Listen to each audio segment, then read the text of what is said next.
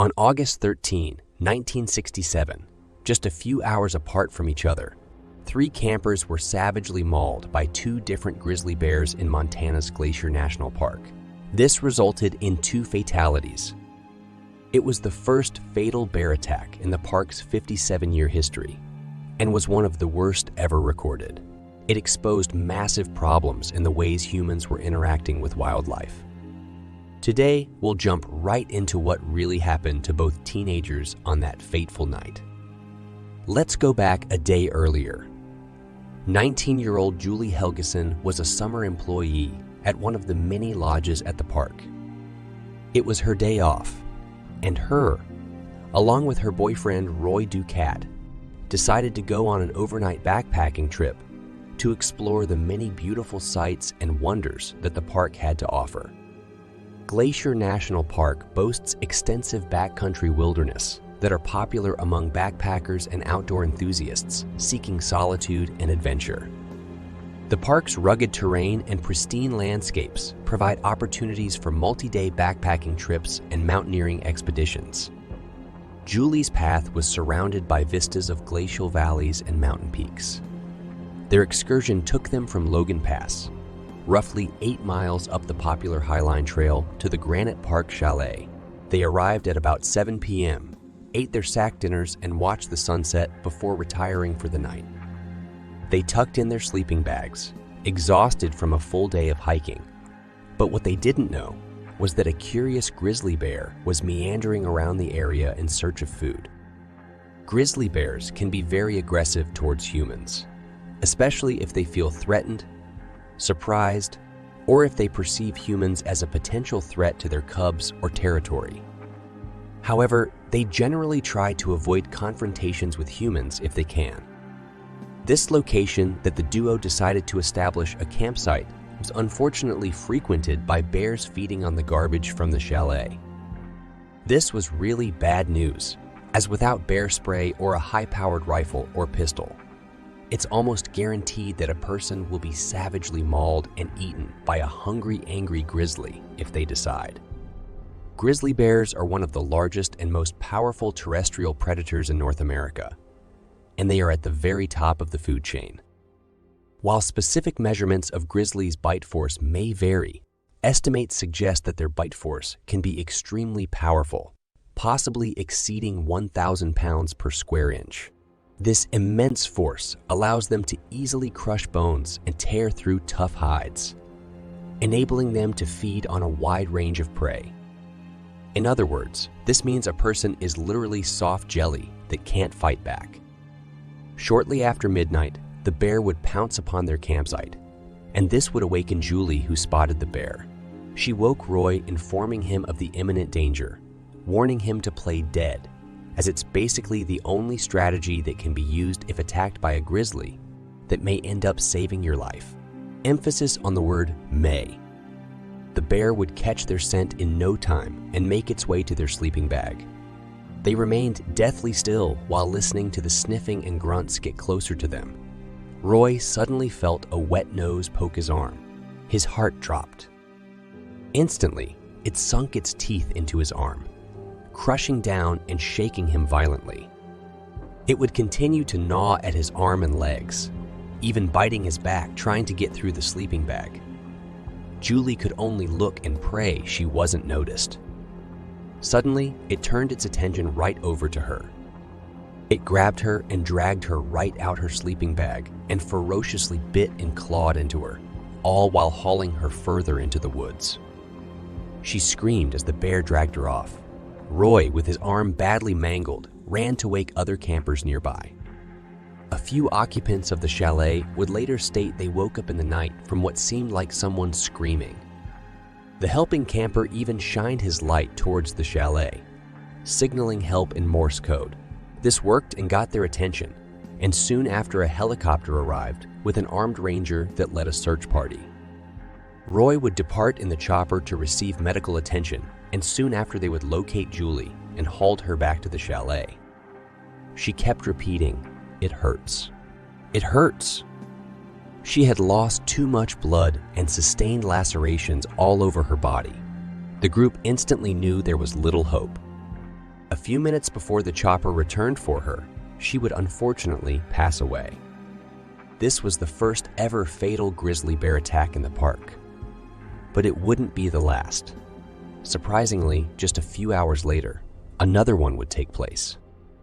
Bert Gildar was a ranger at Glacier National Park that summer and told Territory Supply about the moment he learned of a second attack. Gildar was at the ranger station when the call came in. One of the rangers said, "Bert, you got to get up and go out to Trout Lake. There's been a grizzly bear mauling." I said, "No, that was at Granite Park Chalet." Then he says, "Nope, there's been another one." I couldn't believe it. Just 14 miles from the first attack, Michelle Coons was also a summer employee in the park, and she and a group of 4 friends decided to hike up to Trout Lake and stay overnight. At around 8 p.m., a grizzly came into their camp and rummaged for food, prompting the group to grab what they could and make a new camp away from the bear. But at some point, around 4 a.m., the bear returned to the new campsite sniffing around for food again. This time, the campers wouldn't be so lucky as the bear would sniff them out and attempted to grab one of them from their sleeping bag as they lay deathly still. Luckily, only swiping at his sweatshirt, giving him time to flee, the campers began climbing into the trees to escape the bear, with Coons being the last one on the ground. According to one report, she wasn't able to unzip herself from her sleeping bag before the bear slashed its way through and began mauling her arm before completely biting it off. After a brief struggle, the bear dragged her off into the woods. Despite some initial confusion about whether one bear had committed both attacks, it turned out that 2 different bears were involved in the maulings. Gildar was one of the rangers responsible for finding the bear that attacked Coons. When later questioned about the situation, he had this to say: "A couple days after the attack, I was told to go try and find any and every bear I can, until I was told to shoot it. That night, I stayed in a cabin at the lake with another ranger, Leonard Landa. The next morning, I got up early and stepped outside to take a leak, and I saw a bear standing about 100 feet away from me. I hollered at Landa and said to bring the guns out. The noise of me calling him kinda startled the bear, and it froze in place on the bank of the lake. The bear started raising his head, then lowered it and repeated this multiple times like he was trying to figure out what I was. Then, all of a sudden, the bear started moving toward me. I shot the bear and then Leonard shot it. After the bear was killed, the NPs flew a forensic expert from the FBI into the park to conduct an examination. As Gildar recalls, he went over and cut open the stomach, and this big ball of blonde hair comes sliding out. Littering was more common and a lot of policies in place now wasn't heavily enforced back in the day. Garbage sat openly at campsites. There were backcountry dumps where trash was piled up, and bears were even lured and fed to put on shows for tourists. In some parks, like Yellowstone and Sequoia, bleachers were even constructed to let visitors watch the bears. This created a vicious cycle known as habituation. When speaking of the bear he had to kill, Gildart said, the bear was habituated to the area. In other words, it had encountered so many people that it had lost all fear of mankind and had no qualms about trying to come into the cabin for food. Because humans were so often around food sources, and in many cases were actually providing the food in the form of garbage, wildlife in the national parks began having an unhealthy relationship with humans. They were losing their fear of people, and some argue were equating them with food. In fact, eating trash could have directly caused one of the 1967 deaths. After the forensic study was done on Gildart's bear in the park, its head was sent down to Montana State University. According to Gildart, the university put the head in a box filled with beetles that ate away everything, leaving only the skull, which the university then studied. In the back molars, Gildart says, was embedded some glass. The bear had crunched on this glass, getting it stuck in its teeth, and the continued crunching caused the glass to actually become embedded between its molars.